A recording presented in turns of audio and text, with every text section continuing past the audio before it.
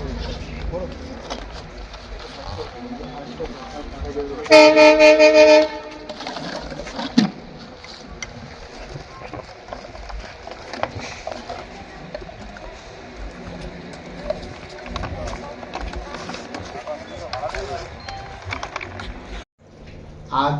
17/7/2026 ইংরেজি তারিখ বিকালবেলা আমাদের আগরতলা জিআরপিএস এর থানার সাব ইন্সপেক্টর পঙ্কজ বিশ্বাস এবং আমাদের ত্রিপুরা পুলিশের গোয়েন্দা শাখার স্টাফ একসঙ্গে আগরতলা রেল স্টেশনে চেকিং করতে বেরোয়।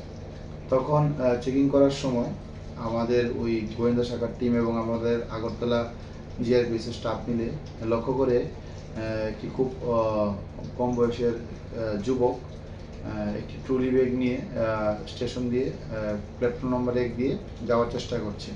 তারপর তাকে সন্দেহের উপর আটক করা হয় এবং আটক করে তার ওই ট্রলি ব্যাগ চেক করে তার ব্যাগ থেকে সর্বমোট 119 বোতল অবৈধ কফ সিরাপ আমরা উদ্ধার করতে সক্ষম হই। প্রাথমিক জিজ্ঞাসায় সে জানায় সে এগুলি বহিরাজ্য থেকে নিয়ে এসেছে ত্রিপুরা সিপাহীজলা ডিস্ট্রিক্টে নিয়ে বিক্রি করার উদ্দেশ্যে তার অ্যাসোসিয়েটদের কাছে।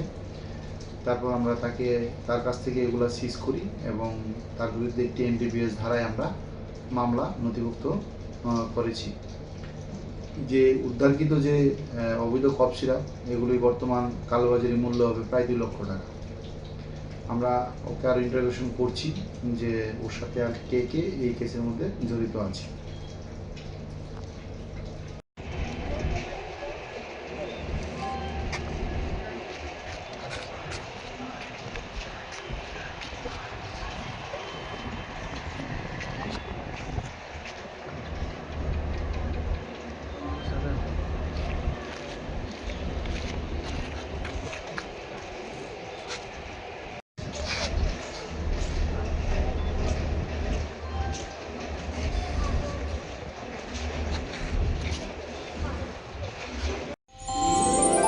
আমার দেশের স্বাদ গন্ধ আমার সবচেয়ে প্রিয়।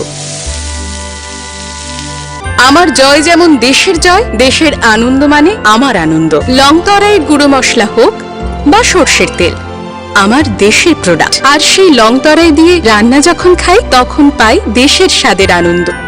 সবার সাথে সেই স্বাদের আনন্দ ভাগ করে নেবার মজাই আলাদা। দেশের স্বাদের আনন্দ লংতরাই। লংতরাই রান্নায় তোমাকে চাই।